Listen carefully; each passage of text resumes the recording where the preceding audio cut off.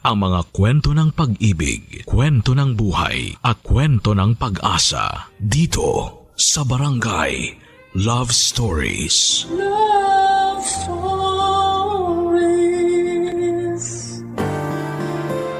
Ang pusong mapagmahal ay hindi mapangmata. At ang pusong tapat ay hindi humahanap ng iba. Mahirap maging mabuting tao ngunit palagi pa rin nating piliing maging matuwid upang hindi tayo matisod. Ikaw kabarangay, gaano katatag ang iyong puso laban sa tukso? Dear Papa Dudut, lahat po tayo ay hindi nakakaligtas sa mga pagsubok. Kumbaga nakakabit na yon sa pang-araw-araw nating pamumuhay. At sa bawat pagsubok na yon ay merong dulot na aral sa bawat isa sa atin. Yon ang eksaktong karanasan ko sa buhay na gusto kong ibahagi sa inyong programang Barangay Love Stories. Pero bago tayo dumako doon ay gusto ko munang kunin ang pagkakataong ito na makapagpasalamat sakaling mapili po ninyong i-air ang liham ko sa inyong istasyon. Tawagin niyo na lamang po ako sa pangalang Araceli, 30 years old at taga Mandaluyong. Meron akong asawa si Ethan na nakilala ko noong nasa high school pa lamang kami. Ang totoo niyan ay tinago namin ang aming pag-iibigan sa mga magulang namin dahil pinagbabawalan pa nila kaming magkaroon ng karelasyon. Gusto kasi nila na mag-focus muna kami sa aming pag-aaral. Bagay na hindi namin sinunod ni Ethan, Papa Dudut.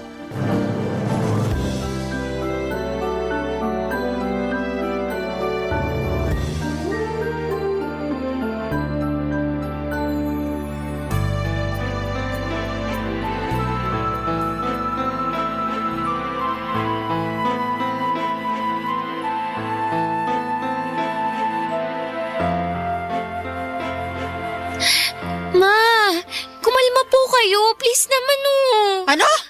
Paano ako kakalma? Sige nga. Sabihin mo, paano? Baka po mapano kayo, Aling Vicky. Baka po atakihin kayo sa puso niyan. Atakihin talaga ako sa puso pagkatapos ko kayong mahuli na magkatabi sa kama habang naghahalikan ng anak ko, Ethan. Pasensya na po kayo. Ano magagawa ng pasensya mo, ha? Ma, wala naman po kaming ginagawang masama ni Ethan. Anong wala? Hindi pa ba masama yung bagay na yon? Bakit kayo naghahalikan? Sige nga. Bata-bata nyo pa, tapos ginagawa nyo na yon?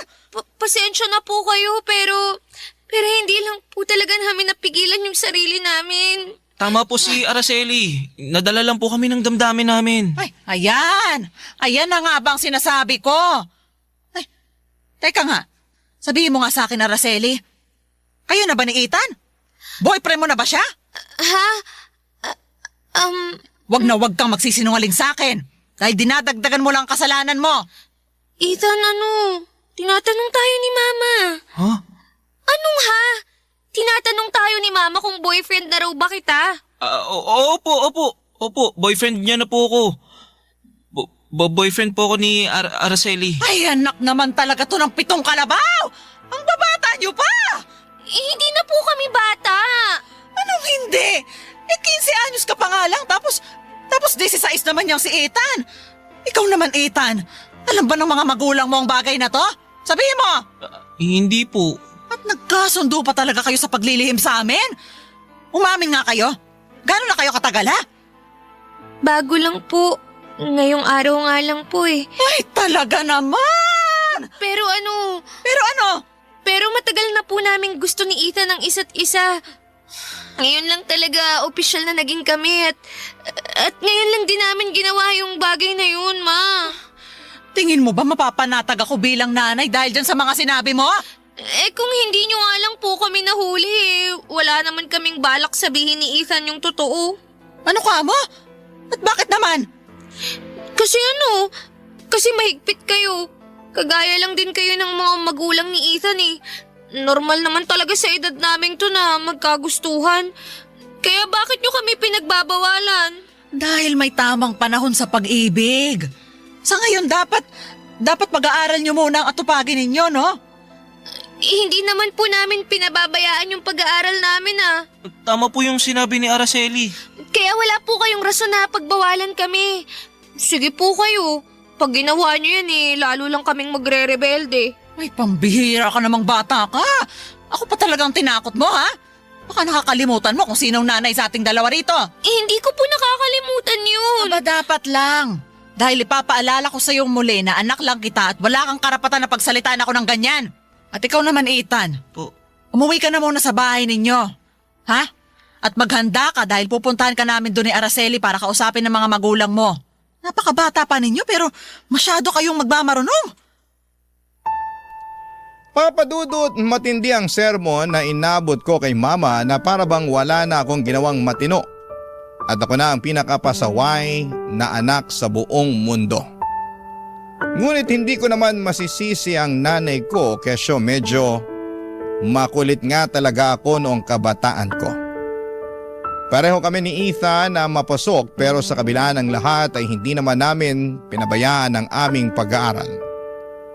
Dahil sa nangyari ay kinausap ng mga magulang ko si Ethan at tumarap din ako sa mga magulang niya. At sinong mag-aakala na ang pangyayaring yon pala ang magiging daan upang maging legal kami sa pamilya ng isa't isa. Basta hindi lang kami tatakas kapag magkikita kagaya ng palagi naming ginagawa noon, nang sa ganoon ay hindi na mag-alala ang parents namin. And fast forward, kapwa kami nakapagtapos ni Ethan sa college at nakapagtrabaho na. 2 years later ay nag-propose ng kasal sa akin si Ethan na tinanggap ko naman. Nagpakasal kami sa simbahan at nabuntis ako. Pero merong nangyari na labis na dumurog sa aming mga puso, Papa Dudut.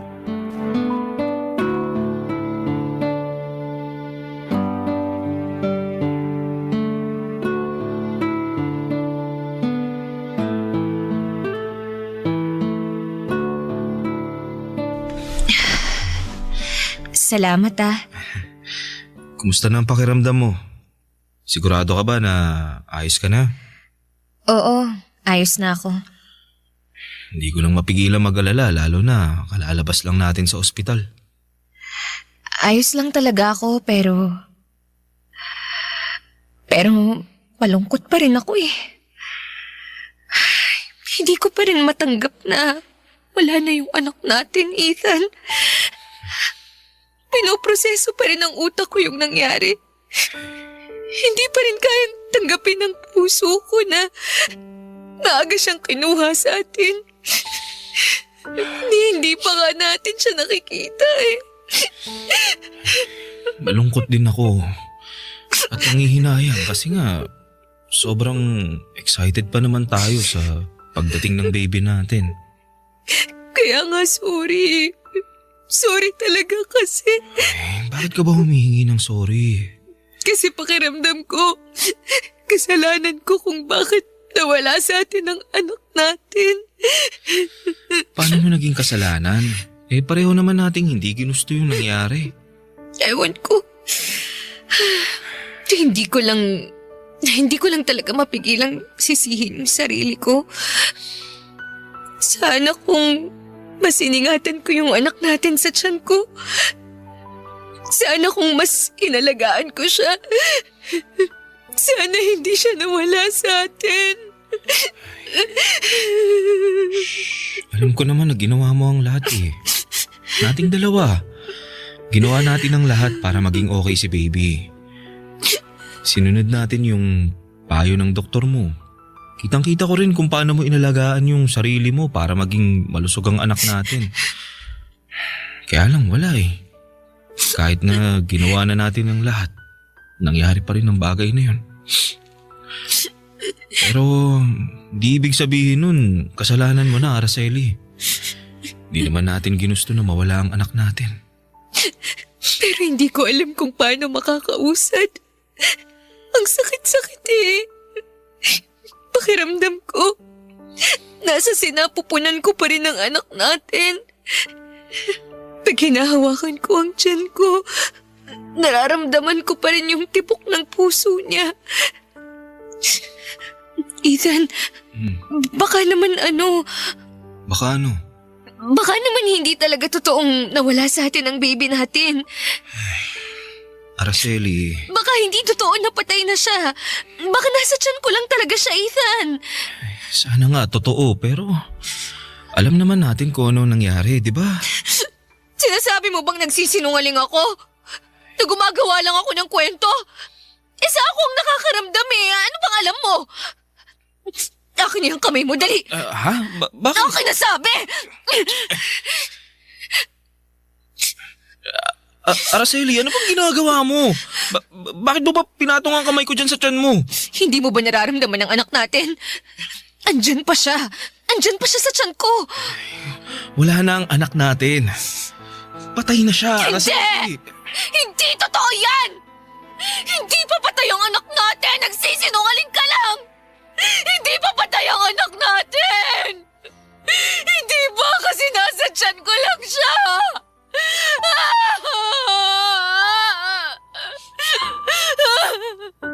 Papa Dudut, sobrang hirap bilang isang babae at nangangarap na maging isang ina ang mamatayan ng anak. Tapos ay nangyari pa yon sa hindi inaasahang pagkakataon. Ni sa hinagap, hindi ko naisip na ililibing ko ang sarili kong anak. Hindi ba magulang ang dapat na ilibing nila? Kaya nga pagkatapos ng pangyayaring yon ay walang araw na nagdaan sa buhay namin ni Ethan na hindi ko ginustong sumunod na rin sa hukay at samahan sa kabilang buhay ang aming anak. Sobrang lugmok ko ng mga panahong yon. Lagi na lamang akong umiiyak. Ayaw ko nang kumain, uminom ng tubig at mag-ayos ng sarili. Pero buti na lamang at nandyan si Ethan, Papa Dudut. Inuunawa niya ako. Inaalagaan niya ako kahit na siya mismo ay nalulungkot at nagluluksa. Barangay Love Stories. Barangay Love Stories.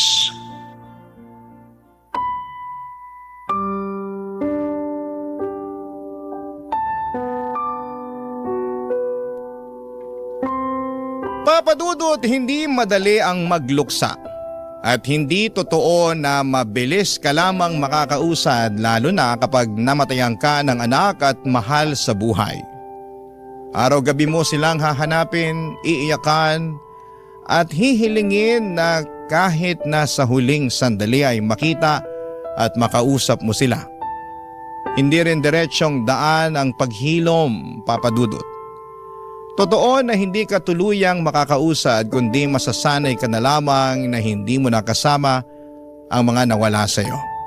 At yun ang eksaktong nangyari sa akin, Papa Dudut. Pero malaki rin ang utang na loob ko kay Ethan dahil siya ang naging matibay kong sandalan ng mga panahong nahihirapan ako. Kaya nga kahit mahirap at malungkot ay pinilit kong bumangon. Hindi nga nagtagal ay nakabalik na ako sa dati kong sarili. Pero sadyang mapaglaro ang tadhana dahil muli na naman kaming sinubok. Matapos namang masangkot ni Ethan sa isang malaking car accident.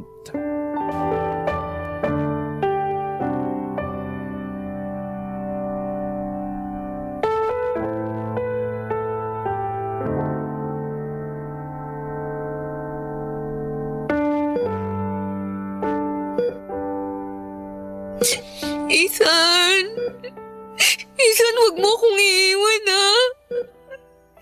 Kumisip ka na kasi hindi ko kayang mag-isa. Natatakot ako. Natatakot akong harapin ang buhay na wala ka. Na hindi ka kasama. Kaya sana gumising ka na. Makikiusap ako. Hindi pa ako handang mawala ng asawa. Nawalan na nga tayo ng anak. Tapos, pati ba naman ikaw mawawala pa rin sa akin?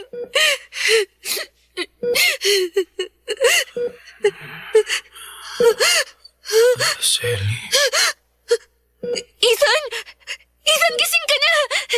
Teka, tatawag ako ng doktor. mamaya na. Mamaya na. Anong mamaya na? Baka... Ayos lang naman ako. Medyo, medyo masakit lang ang katawan ko. Ano bang nangyari? Bakit nasa ospital ako? Nasangkot ka sa matinding aksidente. Grabing aksidente na kamuntik nang bumawi sa buhay mo. Sumailalim ka rin sa operasyon. Takot na takot pa ako nun kasi akala ko hindi mo kakayanin eh. Ganun ba? Oo! Grabe ka! Pinakaba mo ako ng gusto.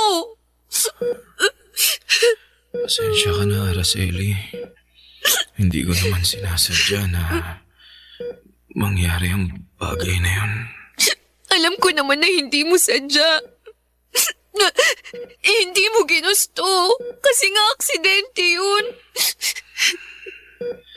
Huwag ka nang umiyak. Pasensya ka na. Hindi ko lang talaga mapigilan eh. Buhay naman ako eh. Ligtas ako. Ayun nga eh. Mabuti pa rin talaga sa atin ang Diyos. Dahil hindi ka niya pinabayaan. Siguro, nakulitan na rin siya sa akin kasi hindi talaga ako tumigil kadadasal.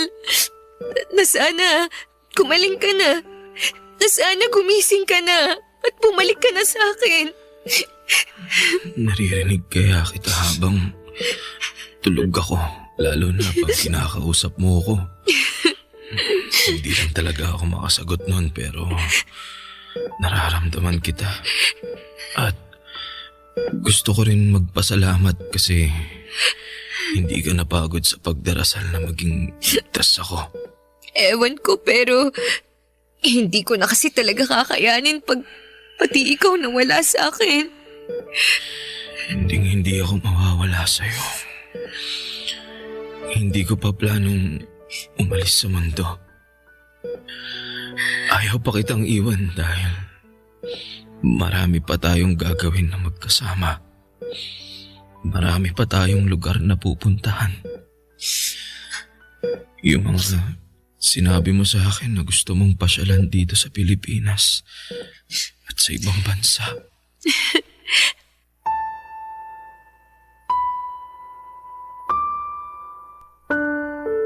Papa Dudut, muling nagbalik sa aking gunitang pakiramdam. Yung matinding takot at mawalan ng mahal sa buhay ang pinakamahirap kong pakiramdam. Kaya nga malaki ang pasasalamat ko sa may kapal dahil hindi niya kinuha sa akin ang pinakamamahal kong asawa. Nawala na nga kami ng anak tapos mauulila pa ako sa asawa. Para namang hindi patas yon. Nanatili din sa ospital si Ethan ng 1.5 buwan bago siya tuluyang nakalabas. At nung makauwi na kami sa bahay ay nagpatuloy ang physical therapy niya para makalakad siyang muli. Nag-work from home na lamang ako noon para maalagaan ko pa rin ang mister ko. Mahirap at nakakapagod na pagsabayin ang dalawang bagay na yon. Ngunit masaya naman ako na pinaglilingkuran si Ethan. Kaya lang meron pala akong hindi alam tungkol sa totoong nararamdaman ng aking asawa.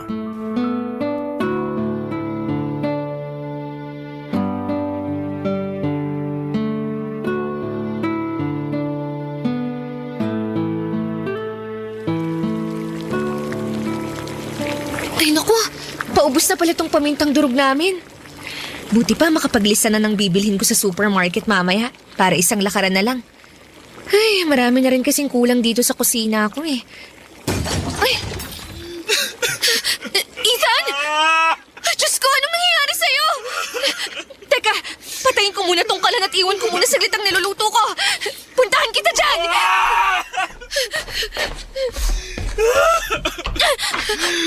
Ethan! Anong nangyari? Bakit nakakalat sa seg yung mga gamit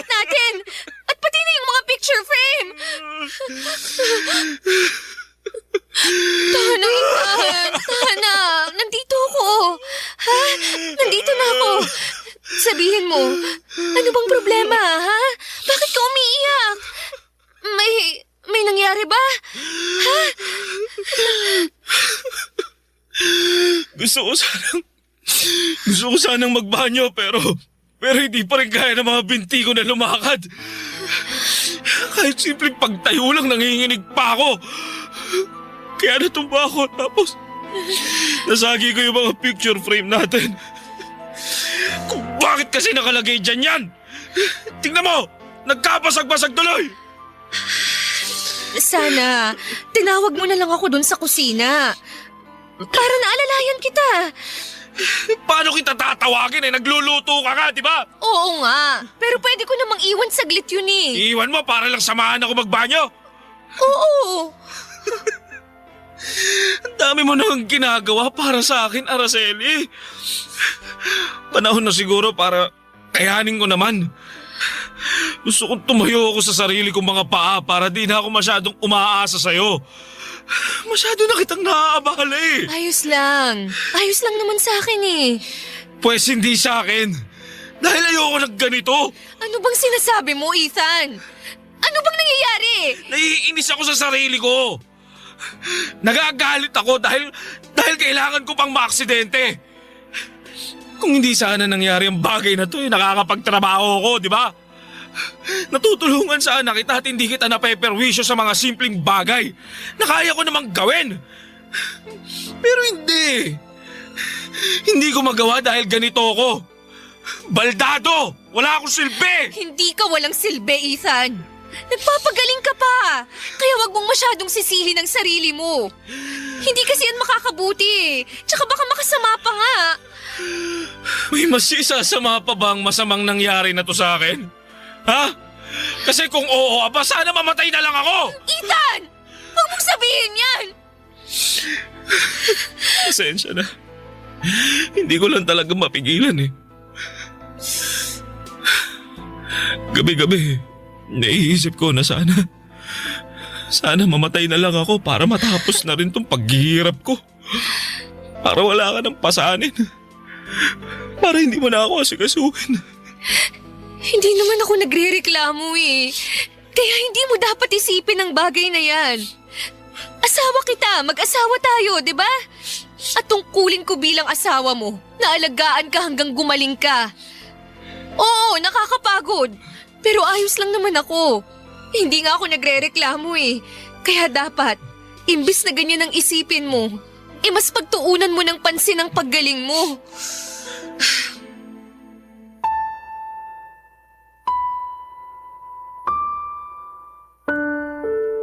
Papa Dudut, nagsuggest ako kay Ethan na magpatingin sa espesyalista sa pag-iisip. Pero na-offend siya at nauwi kami sa pagtatalo. Kung ako lang kasi ang aasahan niya ay sobra-sobra na rin bigat ang pinapasan ko. Pagod na ako sa pagtatrabaho at pagbubuhat sa pamilya naming dalawa. Tapos pagod pa ako sa pag-aalaga sa kanya. Don't get me wrong, mahal ko naman si Ethan. At wala akong ibang hangad kundi ang tuluyan na siyang gumaling. Kaya lang nang dahil sa kondisyon niyang yon, hindi lang ang kakayahan ni Ethan na makalakad at magawa, ang ibang bagay ang nawala sa kanya.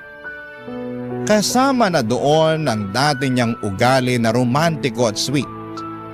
Sa halip naging masungit, demanding, naninigaw at mabilis magalit.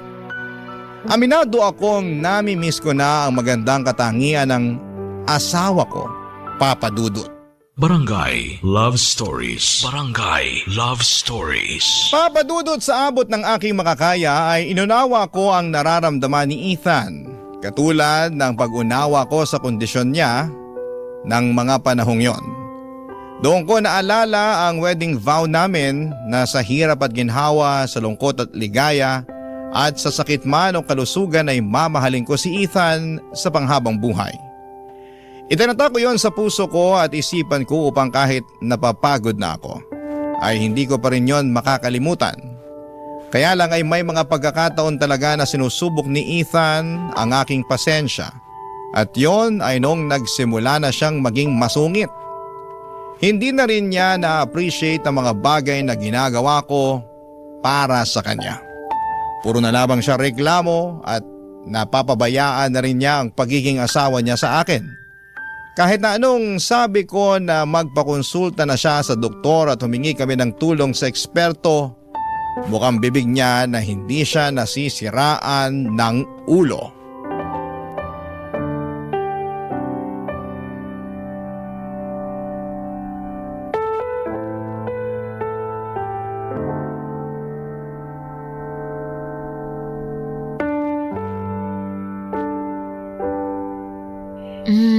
Gusto mo bang masahihin kita rito? Ano bang ginagawa mo, Araceli? Ha? Ano? Naisip ko lang na ano. Na ano? Kita mo nagbabasa ako ng libro, istorbo ka eh. Sobra ka naman. Naglalambing lang naman ako sa'yo. Anong naglalambing? May ginagawa nga ako oh.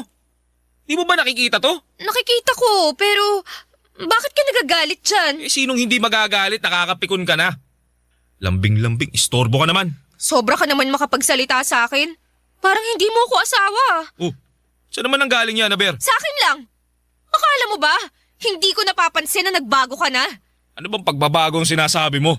Bukod sa hindi pa ako maayos makalakad. Yung ugali mo? Ewan ko kung napapansin mo pero ibang-iba ka na sa dating Ethan na nakilala ko. Simula nung maaksidente ka, ang laki na ng pinagbago mo. Naging masungit ka na. Irritable. Tapos hindi ka na malambing katulad ng dati. Hindi mo na rin ako sinasabihan na maganda ako. Ganito, ganyan. Yun lang? Anong yun lang? Yun lang yung basehan mo ng pagbabagong sinasabi mo, ha? Akala ko naman kung ano na. Masyado naman kasing mababaw. Hindi yun mababaw para sa kaalaman mo. Nakalimutan mo na yata na asawa mo ko. At hindi lang basta katulong at tagapag-alaga mo. O ano, tapos ngayon nanunumbat ka na. Akala ko ba hindi ka nagre-reklamo? Bakit may paganyan-ganyan ka na ngayon? Hindi naman ako nagre-reklamo, pero... Hindi raw. Yun na mismo yung tinutumbok mo. Saka gusto mo bang malaman kung bakit hindi ako malambing sa'yo katulad ng dati? Bakit? Kasalanan mo rin naman. Paano ko naging kasalanan? Nakita mo na ba yung sarili mo sa salamin?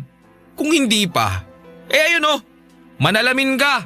Tapos sabihin mo sa akin kung sinong gaganahan dyan sa pagmumukhang yan. Mukha ka ng losyang. Wala pa tayong anak pero daig mo pa yung may sandosenang anak na. Buti pa nga yung ibang mga nanay dyan eh. Marunong mag-ayos ng sarili ikaw. Ang pangit-pangit mo na. Anong sabi mo? Grabe ka naman magsalita. Grabe na akong grabe. Pero nagsasabi lang naman ako ng totoo. Nakakasama ka ng loob. Ang sakit-sakit ng mga sinabi mo sa akin. Hindi mo man lang naisip yung mararamdaman ko. Sinabi ko yun sa'yo para matuto kang mag-ayos ng sarili mo.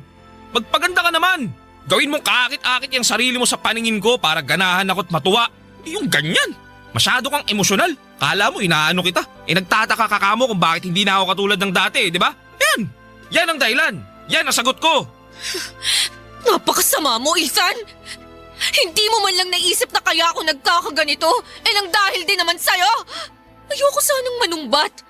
Dahil hindi ako ganong klase ng tao. Kilala mo naman ako, di ba? Pero sumusobra ka na. Sa dinami-rami ng tao sa mundo, ikaw pa talaga na asawa ko ang magpaparamdam sa akin na mababa akong klase ng tao. Ang sama-sama mo, Ethan! Papadudot, sobrang sakit ng mga sinabi ni Ethan sa akin ng mga panahong yon. Kasabay noon ay bumaba talaga ng husto ang tingin ko sa aking sarili. Pakiwari ko ay napakawalang kwenta kong tao dahil hindi na nakakaramdam ng ligaya at pagkaakit ang asawa ko sa tuwing nakikita niya ako. Naawa tuloy ako sa aking sarili, Papadudot. Sa isipan ko ay hindi ako magmumukhang losyang kundi dahil sa kanya. Kung hindi ko sana kailangang isubsob ang sarili ko sa pagtatrabaho para may panggastos kami sa pang-araw-araw, pampagamot niya at habang inaalagaan siya hindi ko mapapabayaan ang sarili ko. Kung wala sana akong asawa na kagaya ni Ethan ay hindi ako maghihirap ng ganito. Kaya ang kapal naman ng pagmumukha niya na insultuhin niya ako. Dahil sa damdamin kong yon at kawalan ng pagmamahal mula sa Mr. ko Natukso ako, Papa Dudut. Pumatol ako sa bayarang lalaki upang masatisfy ang pangangailangan ko bilang isang babae. Hindi lang yon ang isang beses nangyari kundi maraming beses. At sa tuwing may nangyayari sa amin ng lalaking binabayaran ko ay hinahanap ko sa kanya ang pagmamahal at pagkalinga ng aking asawa.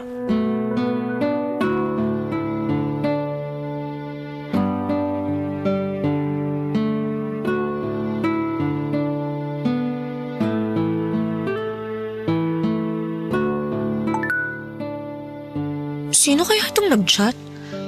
Teka, basahin ko nga muna. Ay, naku, sinabi ko namang busy ako ngayon eh. Kahit kailan talagang kulit-kulit niya. Sino makulit? Ethan, ikaw pala. Ay, teka, kaya mo na bang maglakad? Gusto mo tulungan kita? Sandali lang Wag na. Ay, May tungkod naman ako eh. Kaya ko na sarili ko. Uupo muna ako rito sa sofa. Galing akong kusina eh. Di mo pa sinasagot yung tanong ko ha. Sino yung yung makulit na kachat mo? ha? Ay, wala to. Kaibigan ko lang. Babae o lalaki? Ha? Tinatanong kita kung babae o lalaki ang kaibigan mong makulit. Babae. Babae. Sa tingin mo maniniwala ako sa'yo? Ha? Ano bang sinasabi Huwag mo? mo na nga akong gawing tanga, Araceli. Pilay lang ako pero hindi ako tanga kaya tigilan mo niyang pagpapalusot mo. Alam ko na may kinikita kang lalaki. Nabasa ko eh. Nabasa ko yung mga usapan niyo dyan sa cellphone mo nung tulog ka. At bakit ka nakikialam ng gamit ng may gamit? At bakit hindi? Asawa mo ako. Saka wala naman akong balak pakialaman yan eh. Kung hindi lang makulit yung kaibigan mo kuno. Daming chat kaya nayamot ako. Gano'n na kayo katagal nagkikita ha? At nagpapakasarap pag magkasama. Ha? Pwede ba? Magsabi ka na lang ng totoo, Araceli. Ilang buwan na rin. Kung ganon, ilang buwan mo na rin pala akong iniiputan sa ulo, ha? Pero tumigil na rin naman kami. Kaso makulit lang talaga siya. Eh anong gusto mong gawin ko ngayon? Matuwa ako na tumigil na kayo? Patawarin mo ako, Ethan. Alam kong malaki ang pagkakasala ko sa pagsasama natin. At sa'yo rin, dahil asawa kita. Pero sana maintindihan mo. Anak naman ng toknening oh. Ikaw na nga ang nagloko. Ikaw na nga ang nangabit. Tapos ako pa rin ang kailangan umintindi. Hindi ko siya kabet! Wala kaming relasyon! Pero may nangyayari sa inyo sa kama kaya sinong niloloko mo? Nagawa ko lang naman yung dahil sa'yo. Kasalanan mo kung bakit ko kinailangang hanapin sa iba yung pag-aalaga na hindi mo maibigay. Kung trinato mo lang sana ako ng maayos. Kung hindi ka lang sana nagbago, edi hindi ko gagawin ang bagay na yon. Talaga naman, naririnig mo ba yung sarili mo ha? Oo! Naririnig ko! Eh ikaw ba? Narinig mo ba ang sarili mo nung walang habas mo akong sinabihan na pangit ako? Na hindi na ako kaakit-akit? Kasi kung oo, sana maisip mo na malaki ang kasalanan at pagkukulang mo sa akin! Pero maling-mali pa rin na humanap ka ng iba. Alam ko! Kaya nga tinigil na namin, di ba? Alam kong mali, kaya nakukonsensya ako at nagsisisi na ako sa nagawa ko. Tawarin mo ako, Ethan. Patawarin mo ako sa pagkakasala ko sa pagsasama natin. Walang kapatawaran niyang ginawa mo sa akin. At bakit wala? Kapag kaming mga babae ang nagkakamali, turing niyo sa amin parang kriminal. Walang bait sa sarili, pakawalang babae, malandi, makate. Pero kayong mga lalaki, pag kayo ang nagloko, normal lang. Kasi mga lalaki kayo, ganon. Parang hindi naman yata patas ang mundo.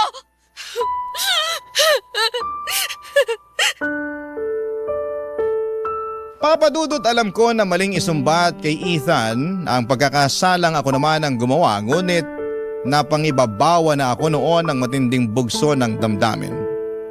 Hindi na ako nakapag-isip ng tama kaya naman nasabi ko ang mga katagang yon. Ngunit batid ko naman sa aking sarili na kahit kailan ay hindi maitatama ng mali ang isa pang pagkakamali. Kaya nga sinabi ko na lamang kay Ethan na gusto ko nang makipaghiwalay. Pero hindi po pumayag ang mister ko. Ayaw niya akong makatakas. Sa araw-araw na lang na ginawa ng Diyos, pinaparamdam sa akin ni Ethan na isa akong makasalanang babae. Hirap na ako, Papa Dudut, at bagaman alam kong wala akong karapatang magreklamo dahil kabayaran lamang ito sa kasalanan ko, pero hindi ko pa rin mapigilang mapatanong sa aking sarili kung deserve ko ba ang ganitong klase ng buhay. Sana po ay mapayuhan ako ng mga kabarangay natin kung ano ang dapat kong gawin. Maraming salamat sakaling mapili po ninyong i-area ang storya ng buhay ko. God bless and more power sa Barangay Love Stories. Ang inyong kapuso at kabarangay forever, Araceli. Nalilito pa rin sa life ang ating kabarangay. Ano kaya ang maipapayo mo sa kanya? Ibahagi mo yan sa ating comment section para mabasa rin niya. Ang mga kwento ng pag-ibig, kwento ng buhay at kwento ng pag-asa dito sa Barangay Love Stories. Love Stories. Ang pagiging magulang ay isang panghabang buhay na tungkulin. At kahit na tumanda na ang mga anak natin ay hindi pa rin pwedeng mawala ang pagiging magulang natin sa kanila. Ikaw, kabarangay, anong klaseng magulang ka sa iyong mga anak? Dear Papa Dudut, magandang araw po sa inyo at sa mga masusugid ninyong tagapakinig. Ako po si Limuel, 35 years old at isa sa mga libo-libo ninyong kabarangay dito sa Caloocan. Netong taong ko lamang nadiskubre ang Barangay Love Stories noong minsang nakapakinig ako ng isa sa mga kwento ninyo na umere habang nasa taxi ako pauwi sa amin. Tapos isang araw ay naisipan ko magpadala ng sulat sa inyong istasyon upang ibahagi ang istorya ng pag-iibigan namin ni Stella. Bale, nagkakilala kami noong nasa high school pa lamang kami. Pareho kasi kami ng organisasyon na sinalihan at yon ang naging daan upang maging malapit ang loob namin sa isa't isa. Mataas ang pangarap ni Stella sa buhay, Papa Dudut. Gusto niyang kumuha ng kurso sa pag-aabogasya. Kaya lang meron nangyari bago pa man din kami makapagtapos.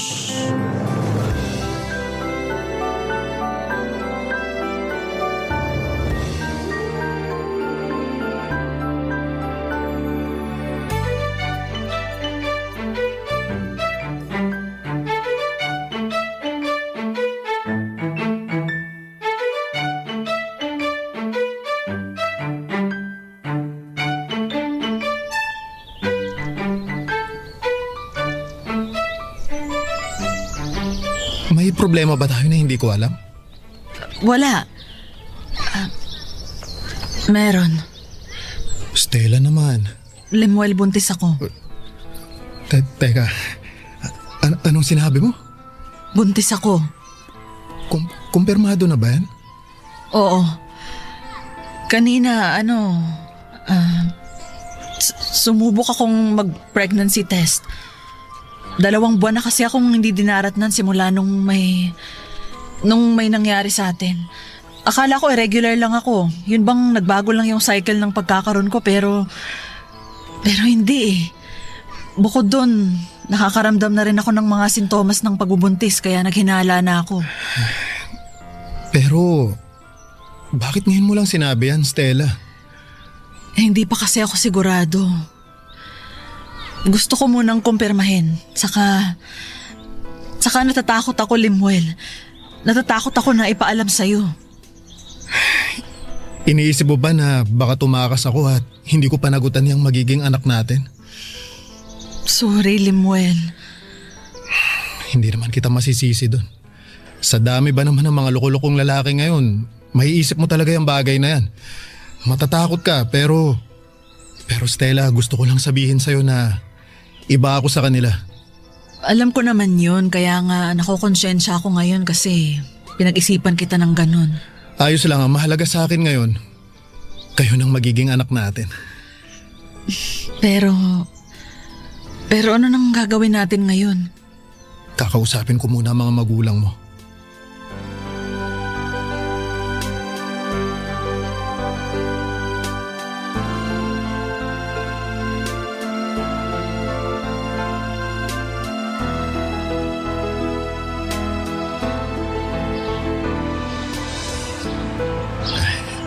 Tito, tita, pinapangako ko po na pananagutan ko ang inyong anak. Hindi ko po siya tatakasan. At magsisikap po ako para mabigyan ko si Stella ng magandang kinabukasan. Sila ng magiging anak namin. Napag-usapan po namin ni Lemuel na hihinto muna kami pareho sa pag-aaral. Ako para matutukan ng pagbubuntis ko, tapos si Lemuel maghahanap naman po siya ng trabaho. Opo, tama po si Stella. At may plano ka pa bang bumalik sa pag-aaral pagkapanganak mo, anak? Opo, Ma. Sana gustuhin mo pa kasi mahirap maging nanay. Baka nga maubos lang ang oras mo sa pag-aalaga sa anak ninyo. At sana kayanin mo rin, Lemuel. Dahil hindi biro ang maging padre de pamilya. Mahirap magtaguyod ng anak at asawa lalo na sa edad nyong yan. Opo, kakayanin ko po at gagawin ko ang lahat. Hindi po ako susuko kahit na mahirapan ako. Pangako po yan.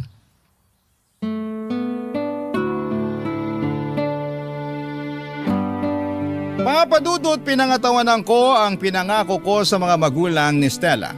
Kaya nga nang makapagtapos kami sa high school, paghahanap agad ng trabaho ang inatupag ko. Sa isipan ko ay gusto kong makapag-ipon ng pera para sa panganganak ni Stella. Kahit na anong trabaho basta disente, pinasok ko. Hindi na ako namili pa, nagtindero ako, tumao sa palengke, karinderya, naging kargador at factory worker. Pero hindi naging madali ang lahat, kahit na anong kayod at pagsisikap ko sa trabaho. Bukod doon ay sobrang liit ng kita ko na kulang pa sa mga gastusin namin sa bahay. Mabuti na lamang at inalalayan kami ng mga magulang ni Stella nung nanganak siya. Pero hiyang-hiya ako sa kanila dahil pakiramdam ko ay hindi ko napangatawanan ang pinangako ko sa anak at apo nila, Papa Dudut.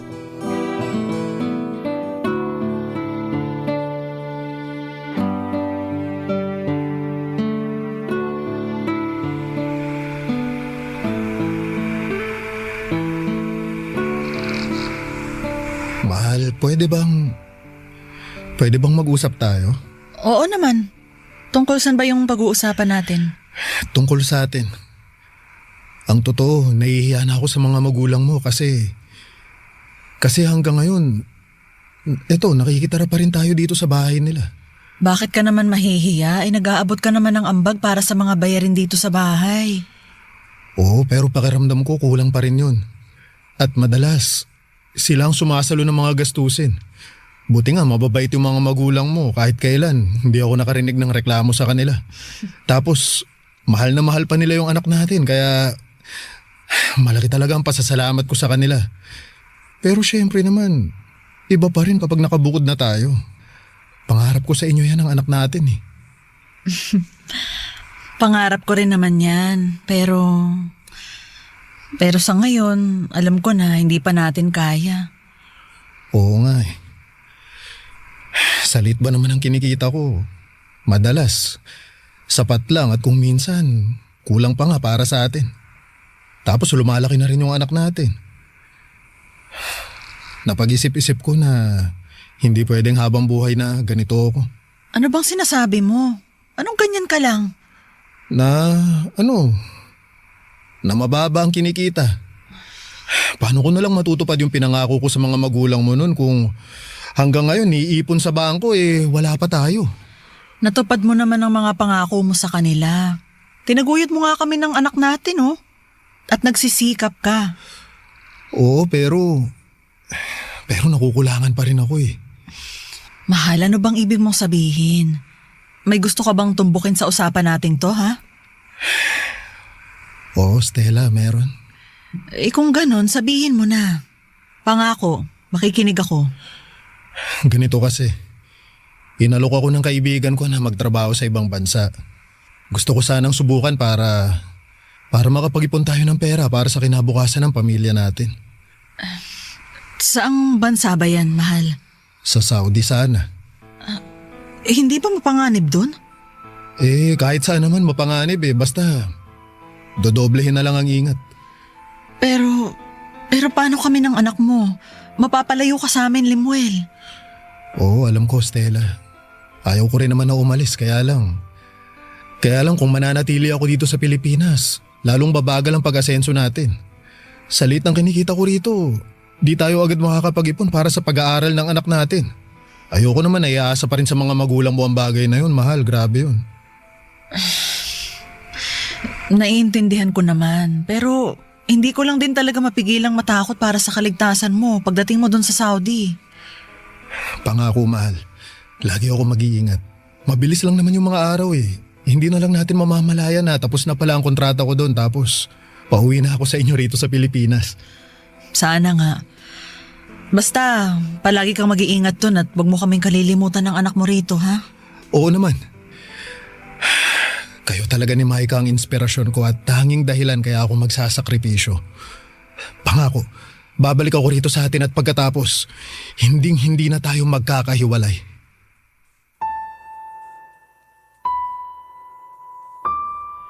Papa Dudut, uunahan ko na ang pangamba ni Stella, lalo na at mapapalayo ako sa kanila ng anak namin. Ngunit desidido akong umalis. Hindi naman kasi araw-araw ay pwedeng dumating sa buhay natin ang ganong klase ng oportunidad. Kaya naman pinakalma ko na lamang siya. Nangako ako na ayoko sanang palagpasin yon. Pero kailangan naming piliin ang ganong option. Mabuti na lamang at napapayag ko rin si Stella. Kinausap din namin ang mga magulang niya at tinulungan nila ako sa mga gastusin sa papeles na kinakailangan ko para makapag-ibang bansa. Naging madamdamin ang pamamaalam ko noong araw na aalis na ako. 3 taong gulang pa lamang noon ang anak naming si Maika para maintindihan ang lahat. Pero siya ang inspirasyon ko. Kaya ako pansamantalang magtatrabaho sa malayo. Bago ako tuluyang sumakay sa eroplano ay isang mahigpit na yakap at mainit na halik kasama ang pangako nang muli kong pagbabalik ang iniwan ko sa aking pinakamamahal na si Stella at anak naming si Maika, Papa Dudut. Barangay Love Stories. Barangay Love Stories. Papa Dudut, mahirap maging OFW dahil malayo ka sa iyong pamilya. Sobrang miss na miss ko na ang aking mag-ina. Tanging sa cellphone ko lamang sila nakakausap kaya naman malaking bagay sa akin yon. Gusto kong sulitin ang bawat sandali lalo na at hindi ko pa noon kasamang lumaki ang anak namin. Pakaramdam ko ay marami akong utang at pagkukulang sa kanya. Pero akala ko pagkatapos ng 3 taon na kontrata sa ibang bansa ay makakauwi na ako sa Pilipinas. Pero hindi pa rin pala. Dahil kulang pa ang naipon namin para makapagbukod kami ng bahay ni Stella.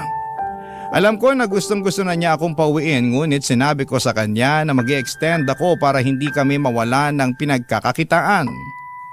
Kahit ayaw naman ni Stella, mabigat sa loob niya na pumayag pa rin sa gusto kong mangyari.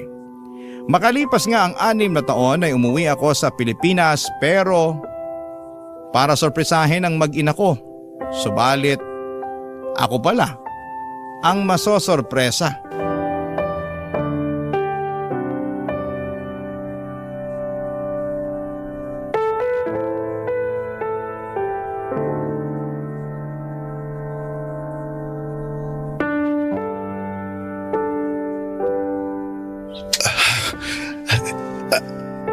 Anong sinabi mo?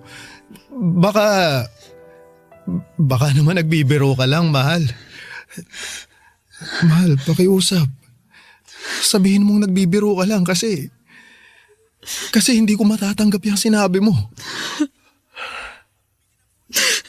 Sana nga nagbibiro lang ako pero hindi. Hindi ako nagbibiro, mahal. May cancer ako. Ayan o. Tingnan mo, basahin mo yung nakasulat dyan sa papel. Ano to? Resulta yan ng biopsy sa akin. Sabi dyan, cancerous daw yung tumubong bukol sa bituka ko, kaya kailangan kong sumailalim sa gamutan. Diyos ko. Bakit ikaw pa? Bakit sa'yo pa, mahal? Marami namang masasamang tao yung pwedeng tamahan ng sakit na to. Bakit ikaw pa? Bakit sa'yo pa? Hindi ko rin alam. Hindi ko rin talaga alam ang sagot sa tanong mong yan, mahal. Simula nung malaman ko yung resulta ng pagsusuri sa akin, at hanggang ngayon ay hindi pa rin ako makapag-isip ng matino. Katulad mo, gulong-gulo yung isip ko. Marami akong tanong sa Diyos, kagaya ng mga tanong mo, pero mas nanaig sa akin ang matinding takot. Mahal, napakabata pa ng anak natin si Micah para mawalan ng nanay. Hindi mangyayari yun. Hindi mawawalan ng nanay ang anak natin. Hindi. Sana nga hindi. Pero baka nakakalimutan mo, cancer ang kalaban natin. Traidor ang sakit na to at konti lang ang gumagaling dito. Alam ko. Pero kailangan pa rin nating manalig sa Panginoon habang nakikipaglaban sa sakit na yan. Oo. Konti lang ang gumagaling pero meron pa rin gumagaling, mahal. Kaya nga kahit maliit na tsansa lang, gusto ko ilaban pa rin natin ang pagpapagamot mo. Ha, mahal? Ayaw ka naming mawala ng anak natin, mahal. Ayoko pa rin namang mawala eh. Marami pa tayong gagawin, di ba? Pag umuwi ka na talaga rito sa atin, pag hindi mo na kailangan bumalik sa ibang bansa para magtrabaho, di ba sabi mo marami tayong gagawin. Oo, mahal. Marami tayong lugar na pupuntahan kasama yung anak natin. Sabi mo, mahal, mabawi ka pa sa amin ni Micah, di ba? Oo, mahal. Oo. Marami pa tayong gagawin. Kaya nga lumaban ka. Kaya dapat talaga kayanin mo. Huwag kang mag-aalala kasi ako na ang bahala. Ipapagamot kita. Sisiguraduhin ko na gagaling ka. Mahal. Papadudot, sobrang sakit na malamang merong malubhang karamdaman si Stella. Hindi yon ang klase ng sorpresa na inaasahan ko pag uwi ko sa amin. Ni sa hinagap ay hindi ko naisip na posibleng mangyari ang bagay na yon. Kaya nga lalo akong nagsikap na magtrabaho para matustusan ang pagpapagamot ng aking pinakamamahal na si Stella. Habang nasa Pilipinas ako ay nagpakasal kami ni Stella sa huwes at kahit na malungkot ang muli naming pagkikita, para sa akin ay pinakamasaya pa ring pangyayari. Ang sa wakas ay napakasalan ko na ang babaeng pinakamamahal ko. 3 buwan lamang akong nanatili sa Pilipinas bago ako bumalik sa ibang bansa at naging sobrang lungkot at madamdamin na naman ang pag-alis ko. Katulad nung unang beses akong umalis, nangako ako kay Stella na magbabalik ako. At nangako rin siya sa akin na maghihintay siya sa aking pagbabalik. At kahit na may takot sa dibdib dahil baka yun na ang huli naming pagkikita, tinuloy ko pa rin ang pag-iibang bansa. Kaya lang ay makalipas ang higit 1 taong pakikipaglaban ni Stella sa kanyang sakit, ay tuluyan na siyang inagaw sa amin ang kamatayan. Hindi ako nakauwi kaagad noon at kinailangan ko pang magmakaawa sa amo ko para namang payagan akong umuwi ng Pilipinas kahit na ilang araw lang.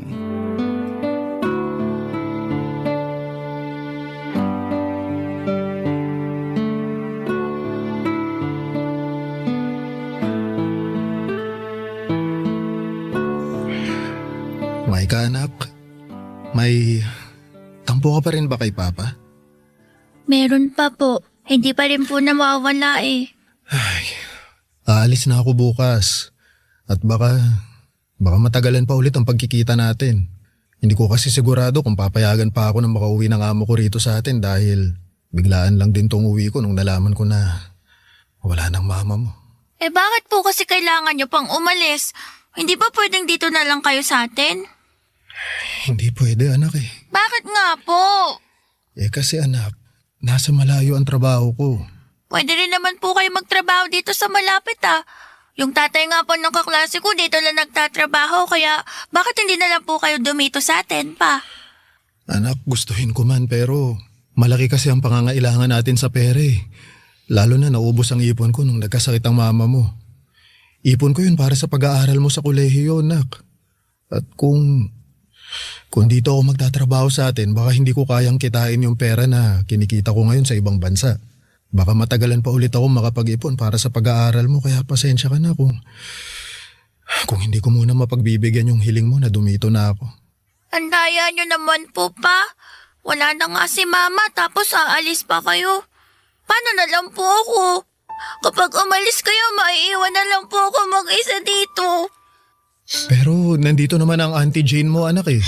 Pati yung mga pinsan mo at saka... Pero pa, iba pa rin pag nandito kayo ni mama.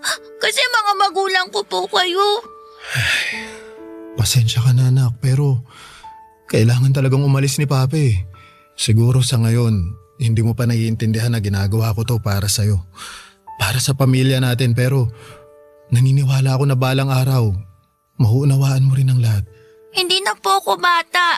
Naiintindihan ko na po lahat pa. Kung naiintindihan mo na ang lahat, umaasa ako na lalawakan mo ang pag-unawa mo sa sitwasyon ng buhay natin, anak. Sa ngayon, ito lang ang nakikita akong paraan eh. Ang magtrabaho sa malayo para maitaguyod kita.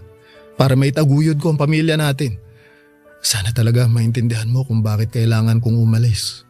Kahit na gustong gusto ko na lang na manatili rito para makasama ka. Pero, babalik po ba kayo pa? Oo naman anak. Bakit naman hindi? Kasi nangako rin po kayo kay mama na babalik nun eh.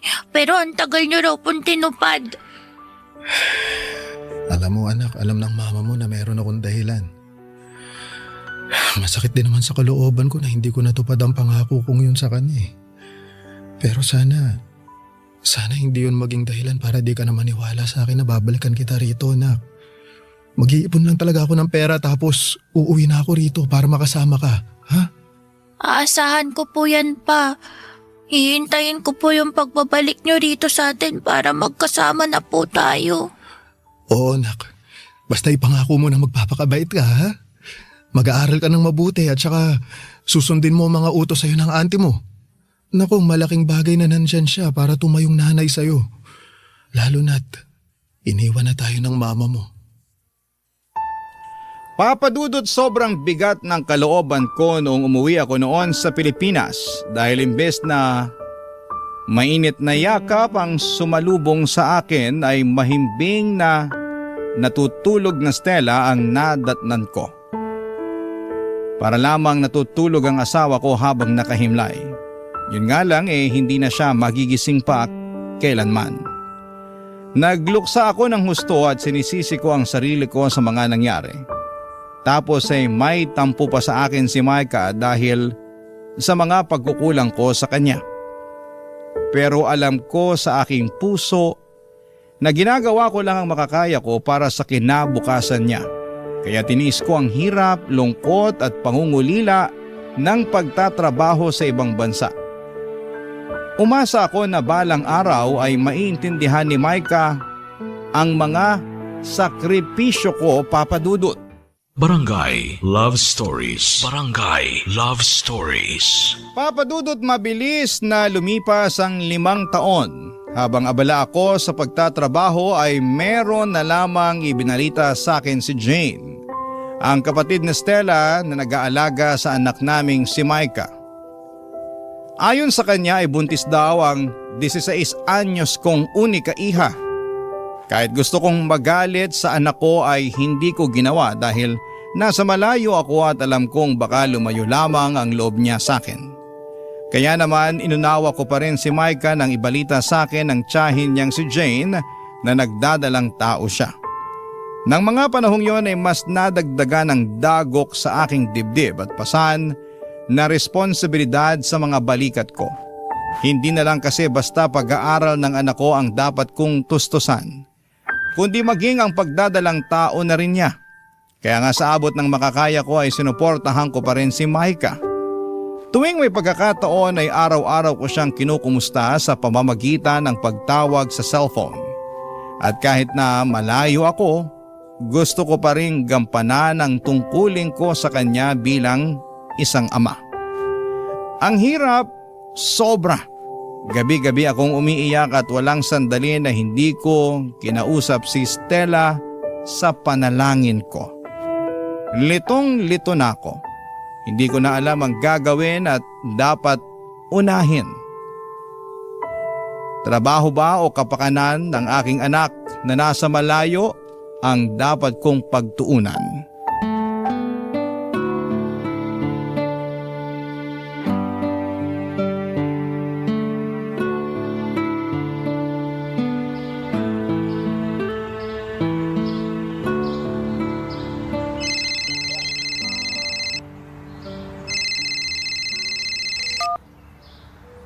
O anak, napatawag ka.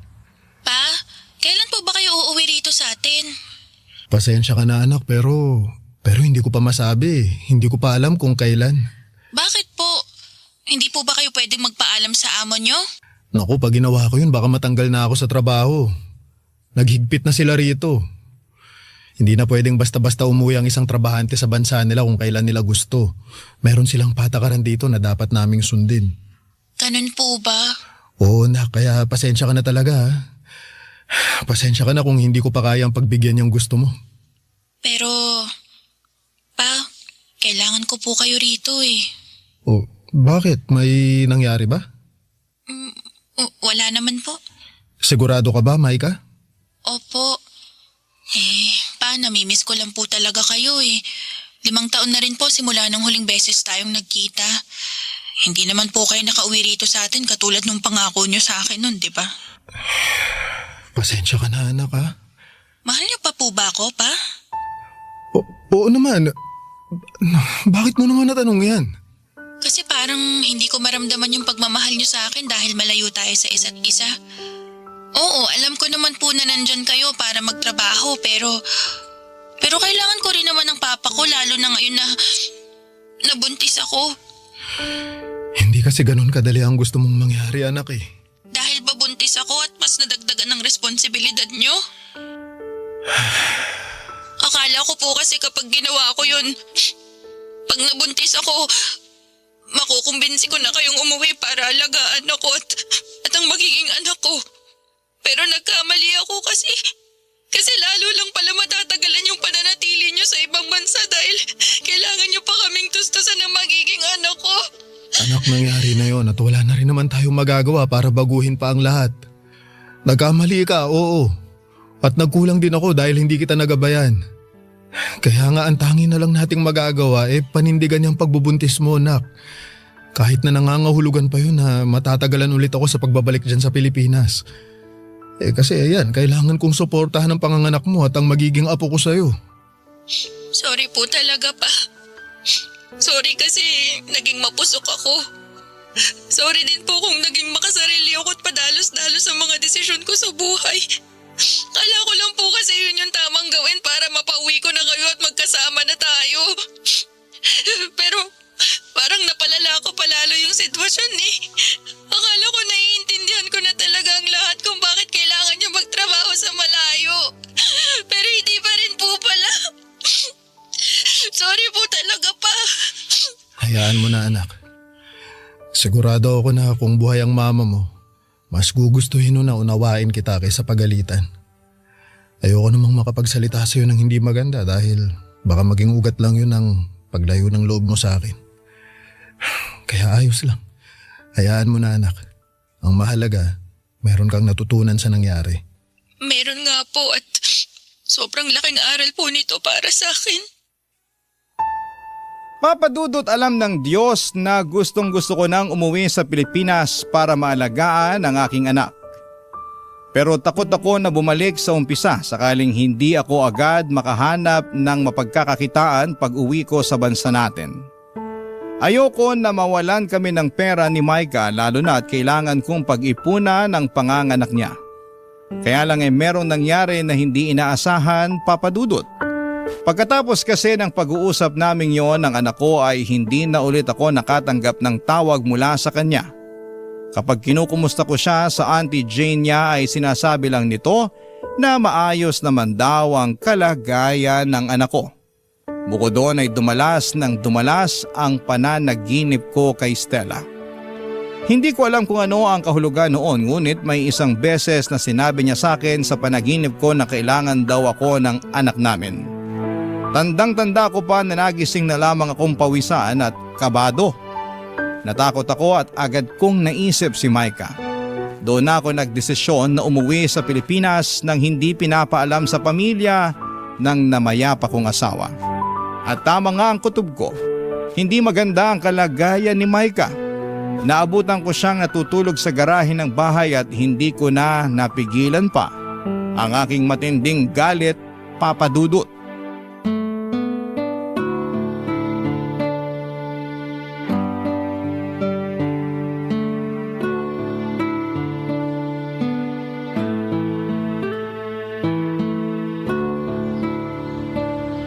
Jane!